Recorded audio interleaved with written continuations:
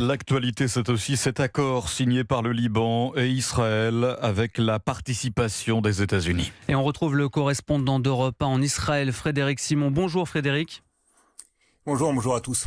Après une 5e session de pourparlers, ça y est, un accord a été trouvé entre Tel Aviv et Beyrouth.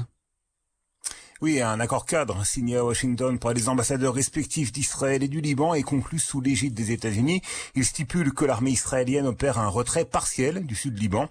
L'armée régulière libanaise reprendra le contrôle des zones évacuées par Tsahal. Si elle parvient à empêcher un retour des miliciens de Hezbollah, Israël se retirera progressivement d'autres secteurs. L'accord sera donc mis en œuvre graduellement, pas à pas, et l'administration américaine en a conscience. Ce n'est que le commencement du commencement, a d'ailleurs admis le secrétaire d'État Marco Rubio, qui était très impliqué dans les négociations israélo-libanaises, soucieux d'assurer le succès de la réalisation sur le terrain de l'accord cadre.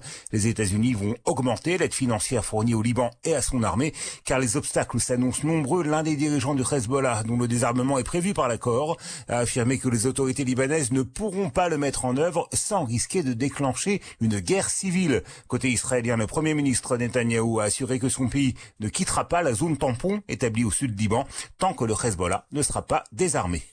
Merci Frédéric Simon, en direct d'Israël pour Europe 1.